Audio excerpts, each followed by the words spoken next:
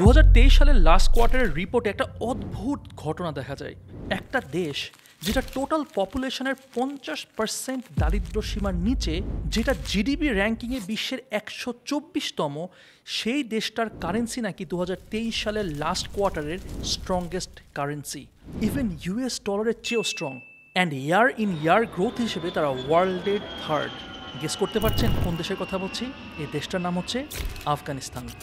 Afghanistan holds the world's best performing currency in the quarter. The pomegranates are combined in a global story with amazing innovations. It's Afghanistan's first indigenously built supercar. Economy grew much faster than expected at the start of this year. Worth hundreds of billions of pounds a year.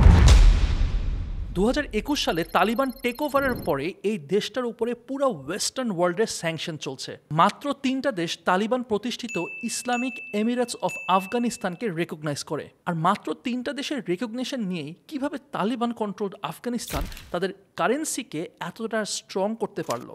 What's the secret?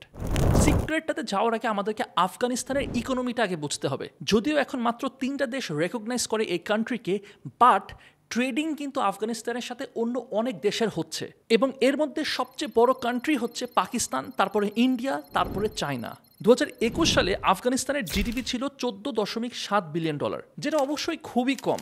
তাদের export এবং ইম্পোর্টে একটা huge gap আছে। 2022 থেকে 2023-এর মধ্যে ওদের import বেড়েছে 27%, but export বেড়েছে মাত্র 3%।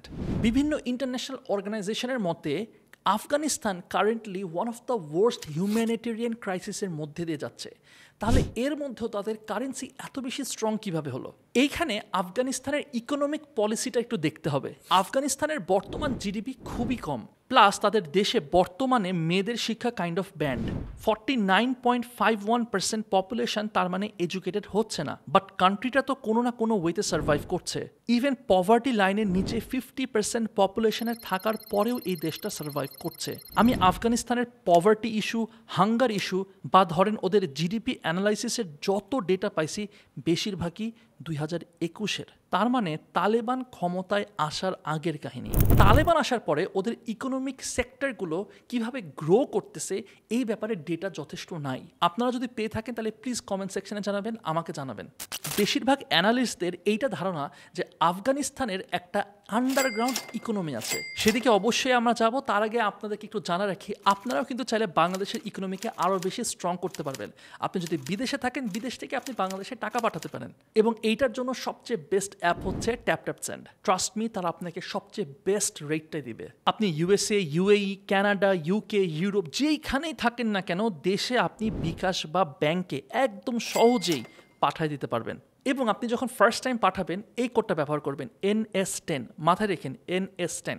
এই কোডটা ব্যবহার করলে আপনি পাবেন এক্সট্রা আরও $10, €10 অথবা £10, ডিপেন্ড করতেছে আপনি কোন দেশ থেকে পাঠাচ্ছেন। ডেসক্রিপশন এবং কমেন্টসের লিঙ্ক দেওয়া আছে, সেই লিঙ্কে ক্লিক করে আপনি আজই ট্যাপটা ডাউনলোড করে ফেলতে পারেন। Now let's get back to the video.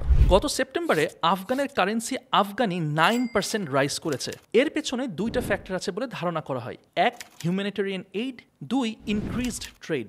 বর্তমানে আফগানিস্তান প্রতি সপ্তাহে ইউএসএ থেকে $40 মিলিয়ন করে ক্যাশ পাচ্ছে। এটা তাদের জন্য খুব ভাইটাল একটা সোর্স। যদিও এই অ্যামাউন্টটা আগে আরও অনেক বেশি ছিল, তালেবানদের সমালোচনার কারণে রিসেন্ট টাইমসে এটার অ্যামাউন্ট অনেক কমে এসেছে। এখন তারা অ্যাপ্রক্সিমেটলি $3 বিলিয়ন পার ইয়ার রিসিভ করে, যেটা তাদের রিকোয়ারমেন্টের মাত্র 20%। তাহলে বাকি 80% কোথা থেকে আসতেছে? আমরা ধরে নিতে পারি যে এটা ট্রেড থেকে আসছে। ট্রেডের ক্ষেত্রে তারা 3টা কাজ করে। ফরেন কারেন্সি যেরকম US ডলার বা পাকিস্তানি রুপি, এটা লোকাল মার্কেটে কনভার্ট করা একদম নিষিদ্ধ করে দিয়েছে, যার কারণে লোকাল মার্কেটে আফগানি রুপির ডিম্যান্ডটা অনেক বেশি থাকে। সেকেন্ডলি, তাদের দেশে যে এক্সিস্টিং ডলার আছে সেগুলো যেন দেশের বাইরে না যেতে পারে, এই জন্য প্রচুর পরিমাণে রুলস অ্যান্ড রেগুলেশনস এবং রেস্ট্রিকশনস দেওয়া আছে। এবং থার্ড যে কাজটা করে সেটা হচ্ছে তারা অনলাইনে ট্রেডিং একদম নিষিদ্ধ ঘোষণা করে দেয়, এবং এই প্রত্যেকটা জিনিসের যদি কেউ নিয়ম ভাঙে সেই ক্ষেত্রে পানিশমেন্টের ব্যবস্থা আছে। বাট এই কয়েকটা স্টেপস কি এনাফ ছিল এই কারেন্সিকে এত বেশি স্ট্রং করার জন্য? না, আরও ব্যাপার আছে। তার চেয়েও বড় কথা, তালেবান যখন ক্ষমতায় আসে তখন প্রথমে যে জিনিসটা তারা নিষিদ্ধ করে দেয় সেটা হচ্ছে আফিম চাষ। আফিম চাষ আফগানিস্তানে এখন একদম নিষিদ্ধ, এবং এই জিনিসটা তাদেরকে ইকোনমিক্যালি অনেক বেশি হার্ট করছে। ওপিয়াম ছিল আফগানিস্তানের one of the biggest earning source. Afghanistan ছিল বিশ্বের বিগেস্ট আফিম প্রডিউসার আর ইউরোপ অ্যান্ড এশিয়ার বিগেস্ট সোর্স অফ হেরোইন। এই আফিম চাষ ব্যান করে দেওয়ার কারণে আফগান চাষিরা 2022 সালে জাস্ট 8 মাসে $1 বিলিয়ন ওয়ার্থ অ্যাসেট হারায়। এই দেশে লিগ্যাল জিনিসপাতি যত না এক্সপোর্ট হতো তার থেকে বেশি ড্রাগস এক্সপোর্ট হতো বেশি। বাট এখানে একটা কথা হচ্ছে কি, কোনো জিনিস যদি খারাপ হয় সেই জিনিসটা ব্যান অবশ্যই করে দেওয়া উচিত, নো ডাউট। সেখান থেকে আপনি $1 বিলিয়ন কি, আপনি যদি 1000 বিলিয়ন ডলারও ইনকাম করেন, যদি সেটা ক্ষতিকর হয়, যে যদি জিনিসটা খারাপ হয়, অবশ্যই সেটা ব্যান করে দেওয়া উচিত। এবং এই জিনিসটা ভালো করেছে তারা। এখন আফগানিস্তানের ব্যাকআপ প্ল্যান কি, এটা যদি চলে যায় তাহলে তো তাদের বিশাল লস। সো এই ব্যাকআপ প্ল্যান হিসেবে পুরোপুরি সবাই জানে না, মিডিয়া জানে না, তবে কিছু কিছু জিনিস জানে বা ধারণা করা হয়। সো মিডিয়া থেকে 3টা ফিল্ড বের করা হয়েছে। প্রথম ফিল্ডটা হচ্ছে তুলা। আফগানিস্তান গত 1 বছরে 1,22,000 টন তুলা হারভেস্ট করেছে, যেটা আগের যে কোনো সময়ের চেয়ে 41% বেশি। গত বছর 93,630 হেক্টর জমিতে তুলার চাষ করে তারা। শুধু এইটাই না, আফগানিস্তান এখন বছরে 1.5 মিলিয়ন টন ফ্রেশ ফ্রুট বানাচ্ছে। ইনফ্যাক্ট ডালিম থেকে বানানো পামির কোলা তারা এখন এক্সপোর্টও করা শুরু করেছে। আমি বহুদিন ধরে এই পামির কোলার খোঁজে আছি, এখন পর্যন্ত আমার হাতে আসেনি। আপনারা যদি কেউ ব্যবস্থা করে দিতে পারেন, প্লিজ আমাকে একটু কেউ পামির কোলা পাঠান, আমিও ট্রাই আউট করতে চাই। একটা মজার কথা শোনেন, ইউএসএ তো আফগানিস্তানকে স্যাংশন মেনে দিছে, তাই না? বাট স্টিল আপনি জানেন এই বছরে তারা 45 টন মানে 45 টন পামির কোলা আফগানিস্তান থেকে কিনে। শুধু ইউএসএতে না, এর পাশাপাশি জার্মানি, কাজাকিস্তানেও এই ড্রিঙ্কসটা যাচ্ছে। তারা ইরান, ইউরোপিয়ান ইউনিয়ন আর সেন্ট্রাল এশিয়ার দিকেও মার্কেট এক্সপ্যান্ডের চিন্তা করছে। তালেবান আফগানিস্তান পুরো দেশে 5,000-এরও বেশি গ্রিন হাউস বসিয়েছে এগ্রিকালচার সেক্টরকে হেল্প করার জন্য। আফিমের চাষ বন্ধ করে দেওয়ার পর চাষিরা এখন আবার তাদের রুটসে ফিরে যাচ্ছে। নর্দার্ন আর সাউদার্ন প্রভিন্সগুলোতে আখরোট আর অন্যান্য বাদামের চাষ বেড়েছে সিগনিফিকেন্টলি। বামিয়ান প্রভিন্সের আলু, নানগারহার, কুনার, লাগমান প্রভিন্সের আঙ্গুর, লেবু চাষ বাড়ছে। একই সাথে ইনফ্রাস্ট্রাকচারেরও তারা কাজ শুরু করেছে। সো ওভারঅল এগুলো বেশ পজিটিভ সাইন অ্যান্ড মেবি তাদের কারেন্সিকে স্ট্রং করার পেছনে ভালো কাজ করেছে। বাট এগুলাও আসলে এনাফ না। আফগানিস্তান এখন একটা গ্রোয়িং সেক্টর। তাহলে কি হইতে পারে তাদের অ্যাকচুয়াল সিক্রেট? অ্যাকচুয়াল সিক্রেট হচ্ছে তাদের ইনফর্মাল ইকোনমি। ওয়ার্ল্ড ইকোনমিক্সের ডেটা অনুযায়ী আফগানিস্তানের ইনফর্মাল ইকোনমি তাদের টোটাল জিডিপির 73.6% হোল্ড করে, অ্যান্ড এটার অ্যাপ্রক্সিমেট ভ্যালু $89 বিলিয়ন। এই ইনফর্মাল ইকোনমিটা কি? যেই প্রোডাক্ট বা বিজনেসগুলোর উপরে কোনো ট্যাক্স নাই, এবং এইটার মধ্যে লিগ্যাল, ইললিগ্যাল অনেক রকমের সার্ভিস প্রোডাক্টস কিন্তু ইনক্লুড হইতে পারে। এবং এটা আসলে একটা গ্রে এরিয়া, এবং এটা অনেক ঘাটাঘাটি করেও আমরা খুব একটা ইনফরমেশন খুঁজে পাইনি, কারণ অ্যাভেলেবেলই নাই। বাট এইখান থেকে আফগান সরকারও আস্তে আস্তে চেষ্টা করতেছে সরে আসার। বাট ভাই, তাদের ট্রাম্প কার্ড হবে অন্য আরেকটা জিনিস, সেটা হচ্ছে মিনারেল রিসোর্স। দেখেন 100 বছর আগেও আরবরা কিন্তু ভাবতেও পারেনি যে তারা একটা জিনিসের কারণে তাদের পুরো সব কিছু বদলায় যাবে, আর সেটা হচ্ছে তেল। ওয়েল, আফগানিস্তানেরও এরকম একটা জিনিস আছে, একটা মিনারেল সোর্স আছে, সেটার নাম কি জানেন? লিথিয়াম। পুরো বিশ্ব আস্তে আস্তে ফসিল ফুয়েল থেকে সরে ইলেকট্রিসিটির দিকে মুভ করছে। হাইব্রিড কার, ব্যাটারি, এগুলো এখন মেইন ফোকাস। আর এগুলা বানাতে সবচেয়ে বেশি কোন জিনিসটা দরকার জানেন? সেটা হচ্ছে লিথিয়াম।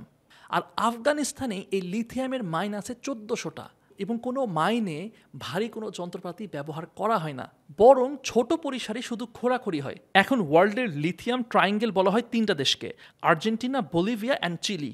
বাট সেখান থেকে এশিয়াতে ক্যারি করে আনাটা অনেক টাফ। প্লাস আপনারা জানেন ইলেকট্রিক ভেহিকেল মার্কেটে গ্লোবালি সবচেয়ে বড় প্লেয়ার হচ্ছে চায়না। সো চায়নার কিন্তু চোখ এখন আফগানিস্তানে।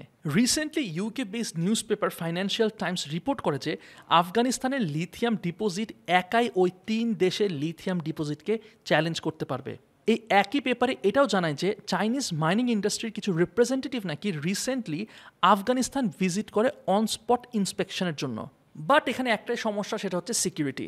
বাট আফগানিস্তান এটা নিশ্চিত করছে যে চাইনিজ যারা কাজ করবেন তাদের জন্য এক্সট্রা করে সিকিউরিটি তারা প্রোভাইড করে দিবেন। অ্যান্ড চাইনিজরা অলরেডি আফগানিস্তানে থাকা এইন্যাক কপার মাইন প্রজেক্ট, যেটা ওয়ার্ল্ডের 2nd লার্জেস্ট কপার মাইন, এটাই কাজ করছে। US special inspector general for Afghanistan রিকনস্ট্রাকশনের একটা রিপোর্টে বলা হয় তালেবান টেকওভারের আগে নাকি এই মাইনগুলো থেকে বছরে $300 মিলিয়ন ভ্যালুর অ্যাসেট চুরি করা হইতো। বাট এখন সেই প্যারাটাও নাই, কারণ আফগানিস্তান এবং নর্মাল রুলারদের মধ্যে একটা পার্থক্য আছে। কি পার্থক্য আছে সেটা আপনারা নিজেরাই বুঝে নেন। 2010 সালে আমেরিকার জিওলজিস্টদের একটা সার্ভে থেকে জানা যায় গাজনি, হেরাত আর নিমরোজের লিথিয়াম স্টোরেজের value $3 trillion. Bloomberg new energy ফাইন্যান্সের রিপোর্টে বলা হয় আমেরিকা 2019-এ চায়না থেকে 80% লিথিয়াম কিনেছিল। ইউরোপিয়ান কান্ট্রি 98% যায় চায়না থেকে। তাহলে চায়না যদি আফগানিস্তানের এই মাইনগুলো পাইতে পারে তাহলে কিন্তু পুরাই ছক্কা। এবং যেই 3টা দেশ এই আফগানিস্তানকে সাপোর্ট করে তার মধ্যে একটা হচ্ছে গ্যাস হোয়াট, চায়না। সো বুঝতেই পারতেছেন আফগানিস্তানের সামনে একটা বিশাল বড় সুযোগ আছে। বাট চায়নার সাথে ডিল করতে গেলেও অনেক রিস্ক থাকে, যেটা পাকিস্তানে হয়েছে, এরকম একটা ঘটনা আপনারা জানেন। শ্রীলঙ্কার সাথে হয়েছে রিসেন্টলি, যার কারণে তারা দেউলিয়াও হয়ে গেছিল। সো এই জিনিসটা মাথায় রেখে হয়তো তারা আগাবে। আফগানিস্তানের অবস্থা কিন্তু এখনও খুব একটা ভালো না, তাদের হাতে এখনও অনেকগুলো চ্যালেঞ্জেস আছে। 15%-এর উপরে আনএমপ্লয়মেন্ট রেট, 83% মানুষ অ্যাকুইট হাঙ্গারে আছে, দ্রব্যমূল্যের দাম ভয়ঙ্কর বেশি, ফরেন কারেন্সির উপরে প্রচণ্ড রকমের কড়াকড়ির কারণে যে কেউই ফ্রিল্যান্সিং টাইপের কোনো কাজ করতে পারে না, যুদ্ধ বিধ্বস্ত দেশটার ইনফ্রাস্ট্রাকচারের অবস্থা খুবই খারাপ, প্লাস ওদের পপুলেশনের অর্ধেক ফোর্স কাজে নিয়োজিত না, চাইল্ড লেবারের সংখ্যা বেড়েই যাচ্ছে অনবরত। আমরা চেয়েছি এই ভিডিওতে কোনো রকম অ্যাজাম্পশনস না দিয়ে আপনাদের কাছে ফ্যাক্টসগুলো তুলে ধরবো। আফগানিস্তানের কারেন্ট স্ট্র্যাটেজি অনুযায়ী তারা যদি এভাবে করে আগায় এবং ভালো ভালো স্ট্র্যাটেজিস ইমপ্লিমেন্ট করে, তাহলে হয়তোবা তাদের কারেন্সি এবং তাদের ইকোনমি আরও বেশি স্ট্রং হবে। ডেফিনেটলি অনেক চ্যালেঞ্জ আছে, এটা কোনো সন্দেহ নাই, বাট আমরাও চাই এবং দোয়া করি যেন তারা আস্তে আস্তে অনেক বেশি স্বাবলম্বী হয়ে যায় এবং অনেক বেশি ইকোনমিক্যালি ডেভেলপড একটা কান্ট্রি হয়ে যায়। ভিডিওটা ভালো লাগলে শেয়ার করতে ভুলবেন না। দেখা হবে নেক্সট ভিডিওতে। টিল দেন টেক কেয়ার, আসসালামু আলাইকুম।